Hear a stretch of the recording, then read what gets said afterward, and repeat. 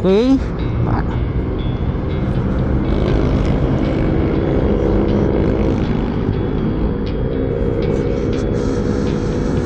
Let's G.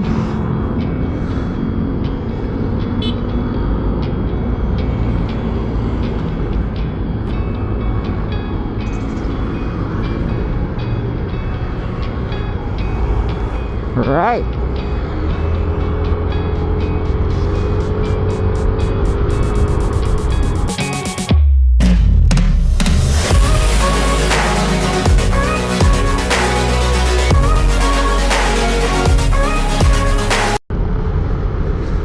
So what is up mga bossing? Oh shit! So good morning sa lahat and Happy New Year.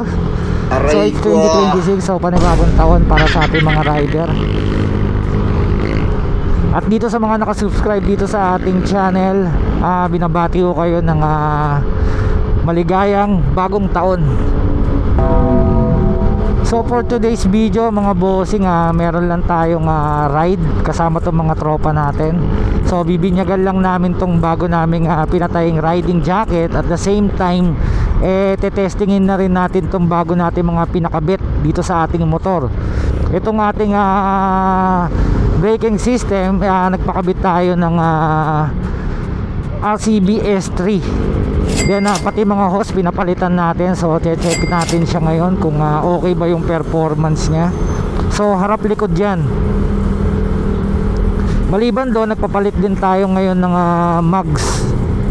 So nagpakabit tayong ng Star Mag CNC. So ayan yung mga testingin natin ngayon habang nasa ride tayo. So dun sa mga gusto ng feedback, nood lang po kayo dito sa video na to. Then dun sa mga naghahanap ng mga mapupuntahan at wala kayong ibang naghahanap kayo ng ibang destination na mapupuntahan ninyong magkakaibigan, baka makatulong sa inyo tong video na to. Bahala ka sa buhay mo. So dun sa mga gusto ng mga ganitong klaseng video, pwede kayo mag-subscribe dito sa ating channel. Alright. So dun sa mga pamilyar dito sa binabaybay namin, siguro naman medyo may idea na kayo kung saan papunta to. So papunta to ng Marilaki. So according dun sa tour guide natin, ito nasa unahan si Paring Ronel, Tanay ang pupuntahan natin. So kakain lang tayo dun ng bulalo, syempre yung wala dito sa Maynila. So yun yung dadayuhin natin dun, yung magandang ambience, magandang lugar, medyo sariwang hangin, tapos masarap na pagkain. So paminsan-minsan medyo kailangan din natin ng ganun kasama yung mga pamilya natin. Siyempre sa dami ng stress na experience natin sa trabaho kung saan man, minsan kailangan din natin ng mga ganitong klaseng ride. Tsaka bukod doon, para at least magamit din natin yung motor natin. Actually motor ko hindi ko masyado talaga nagagamit, bibihira lang. So ang concern ko dito yung battery niya. Baka mamaya hindi ko mapapansin, lalo na NMAX tong gamit natin. Ang issue ni NMAX kadalasan, kapag ka napabayaan mo yung battery, ang pinupunteriya niya is yung ECU. Isang cause din ng Error 12. Kaya kung ang baterya mo, advice lang, at ito din yung advice sa amin, is kung yung baterya mo is di mo masyado nagagamit, lagi mo lang ipapacheck. Or kung umabot na siya dun sa period niya na 2 to 3 years, depende, kasi yung iba nakikita ko 5 years inaabot yung baterya nila. Yun yung stock na baterya, yung Yuasa, umaabot ng 5 years. So kung 2 to 3 years, lalo na kung di mo masyado ginagamit, lagi mo lang ipapacheck. Baka mamaya palitin na. Hindi katulad ng ibang motor gaya ng Honda Click, may indicator siya kung palitin na o hindi, kung mahina na o hindi pa, or kung pwede pa, I mean.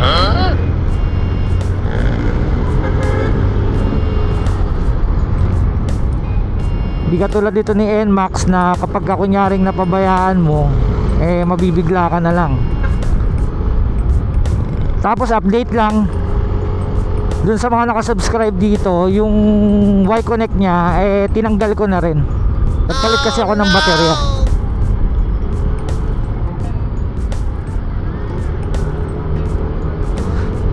Ang pinalit ko na baterya sa ngayon is yung GS. Hindi ko alam ba't yung GS yung pinapalit ko.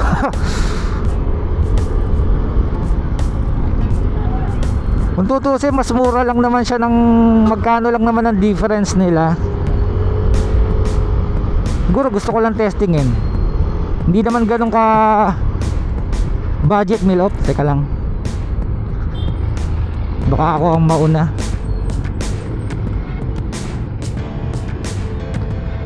At hindi ko alam to. So meeting muna, dalawang tropa. So puntahan natin sila. So ayan mga tropa. Dalawang naka Aerox, 2 Aerox, 1 NMAX.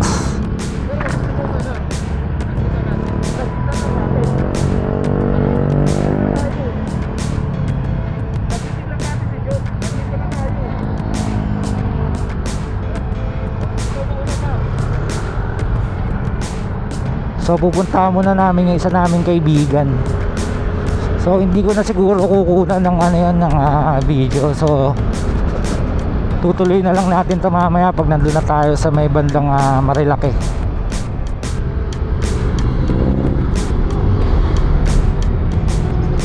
So mamaya mga boss, bibigyan ko kayo ng montage dito mga pinakabit natin dito sa ating motor.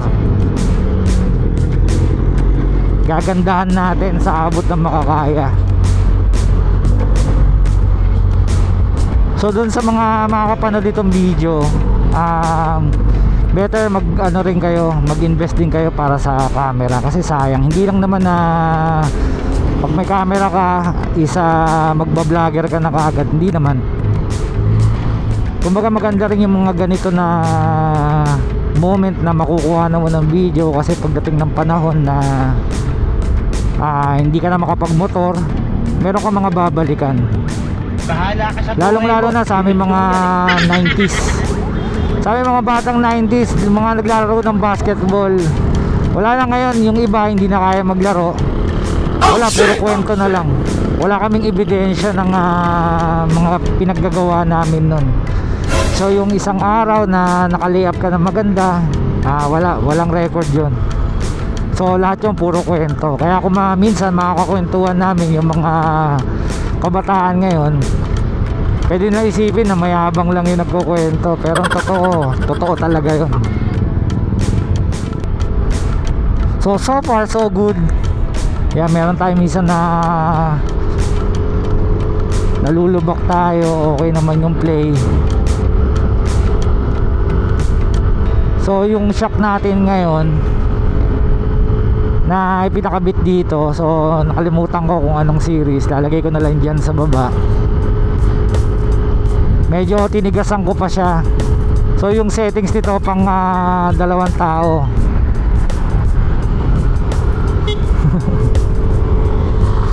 So malamig dito nilalamig. Nilalamigan yung tropa ko. Noong nakarami ride kami sa Kabyang Tunnel, nahanapan niya ako ng video.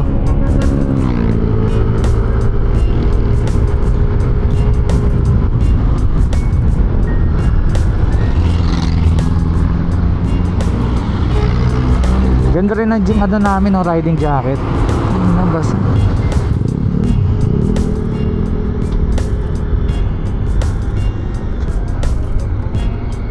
Basa. Yung mga magagandang lugar, tama yung fog,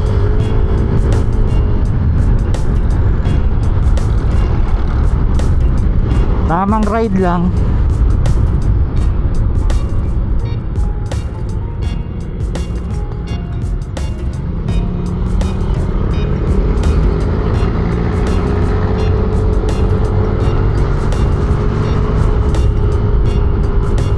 So dito pa lang sa bungad ng Marilake, medyo malamig na.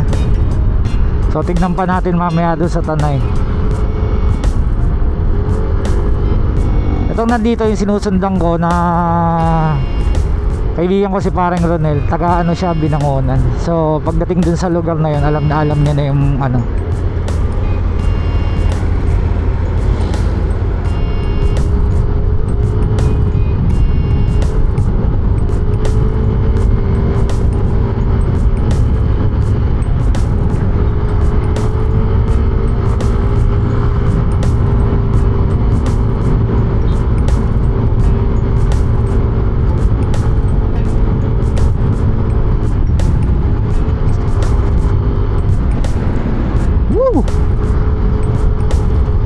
Sa mga weather ngayon, hindi naman ako masyadong mangangapa ngayon kasi nga nakarating na rin kasi ako dito.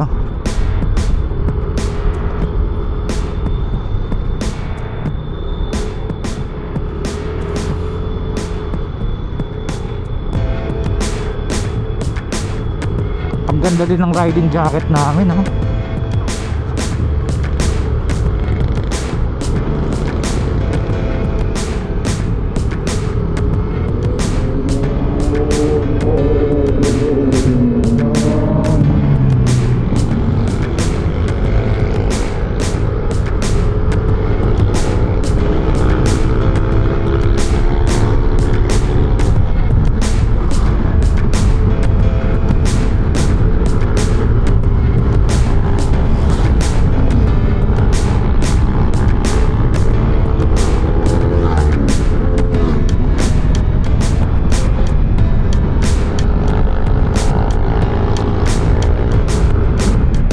Rider, oh.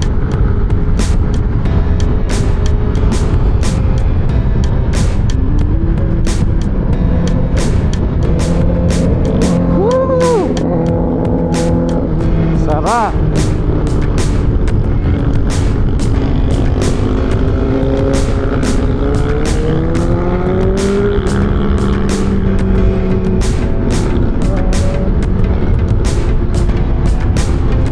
Alam mo dito sa Marilaki, okay lang sana yung mga ganyan eh. Kaso yung iba lang kasi talagang minsan nagkakarera, naglalaro. Makikita mo naman talaga dito kapag nagawi ka dito sa Marilaki. Makikita mo talaga yung mga talaga namamasyal. Tsaka dun sa mga naglalaro. So hindi lang maganda kasi syempre pwede ka makadamay ng iba. Pwede mo naman medyo bilisan, pero wag naman yung tipong yung delikado na. Ang sakto lang.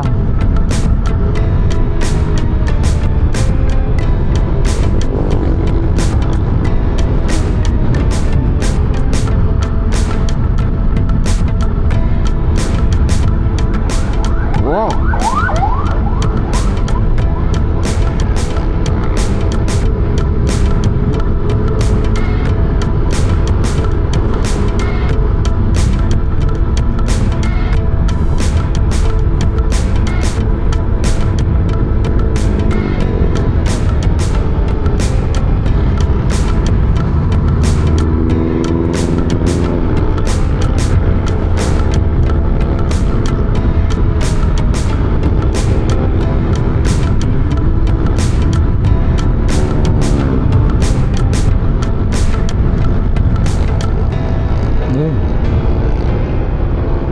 Ayoko.